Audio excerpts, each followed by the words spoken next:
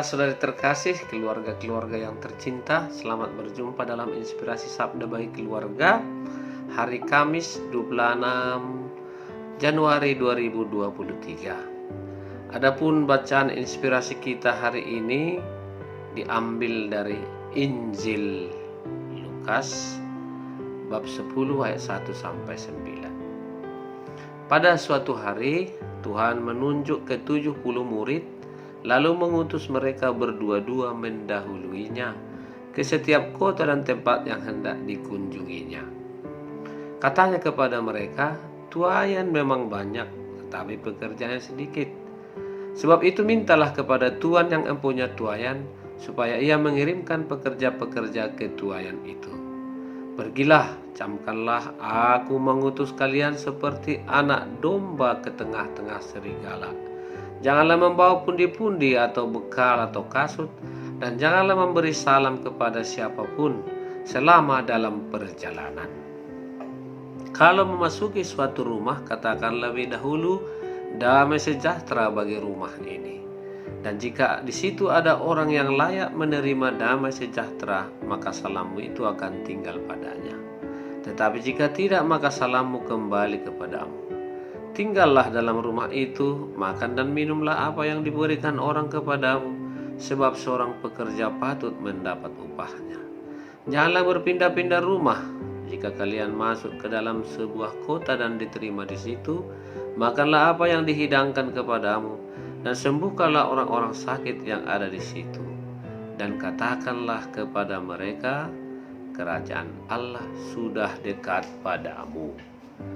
Demikianlah sabda Tuhan, terpujilah Kristus.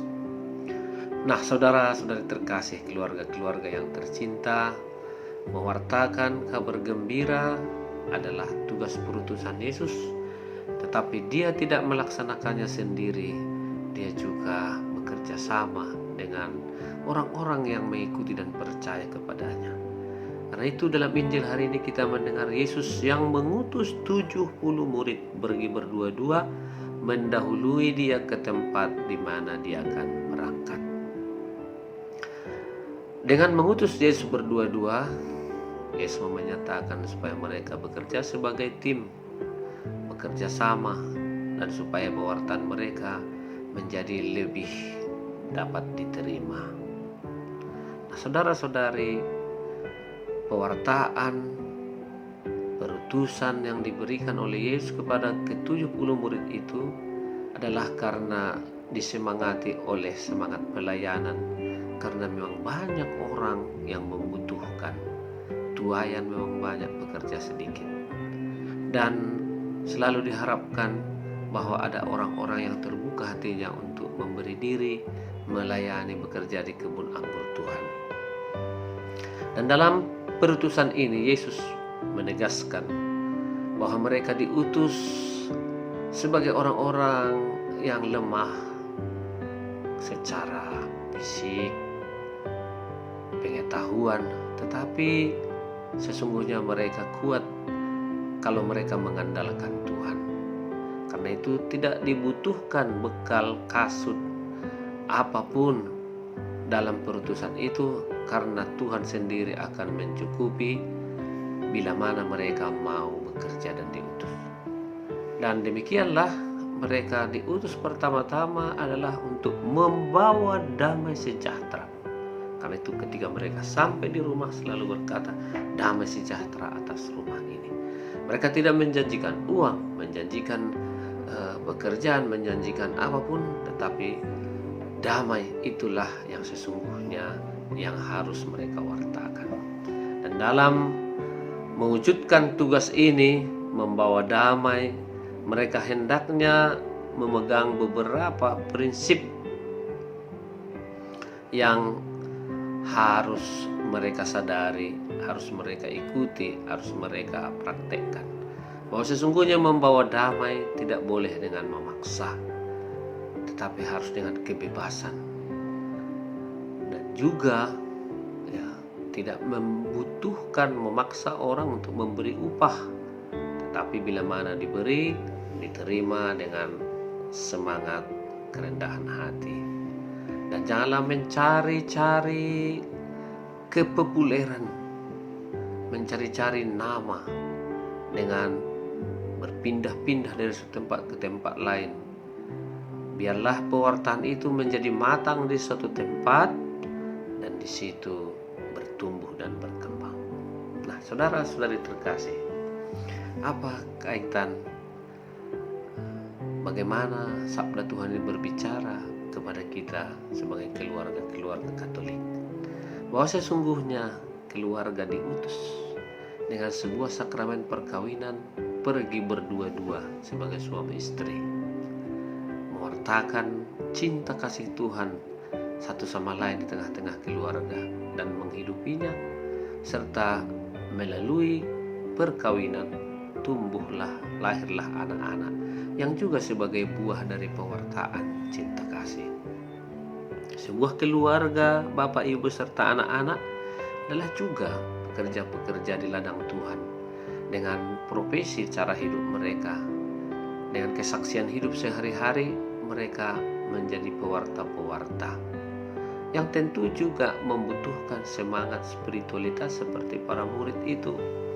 Kesadaran setiap orang adalah utusan dari Tuhan dengan segala cara bentuk masing-masing dalam pewartaannya.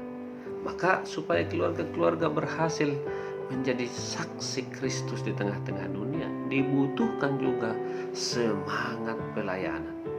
Dan semangat pelayanan itu mengandalkan Tuhan. Kalau kita mengandalkan kekuatan sendiri, keahlian, kepintaran, kekuatan fisik, tidak akan berhasil. Tapi keluarga yang mengandalkan Tuhan, menjadi kekayaannya, menjadi kekuatannya, mereka akan berhasil. Bagaimana ini? Tentu dengan rajin berdoa, rajin berusaha, rajin mendengarkan sabda Tuhan. Dengan itu keluarga-keluarga akhirnya bisa menjadi keluarga-keluarga seperti para murid, bekerja bukan mengharapkan upah atau gaji, tetapi Tuhan yang akan menggaji, mengupah dengan segala apa yang kita butuhkan. Di tengah-tengah keluarga satu sama lain, kita juga dipanggil untuk bersaksi dengan semangat itu, melayani dengan semangat, tidak mengharapkan upah gaji lebih dahulu, tetapi yakin seperti kata Yesus, carilah dahulu kerajaan Allah, maka semuanya akan ditambahkan kepadamu. Keluarga-keluarga yang mencari kehendak Allah dalam setiap pekerjaan, situasi hidup mereka, maka Tuhan akan menambahkan. Jangan takut tidak makan, tidak minum, tidak punya pakaian. Semuanya akan dilengkapi, sebab Tuhan bersabda, orang yang bekerja patutlah dia makan. Dengan kata lain, tidak ada orang yang menjadi miskin, tidak orang menjadi melarat, menjadi susah, kalau memang dia mau merelakan diri untuk mewartakan kabar gembira. Dan satu hal yang menarik yang patut kita praktekkan dalam hidup sebagai orang Katolik di tengah-tengah kemajemukan masyarakat kita, apa yang dikatakan Yesus tadi, kalau kamu memberikan salam dan kalau salammu itu tidak diterima, kembali kepadamu. Artinya apa?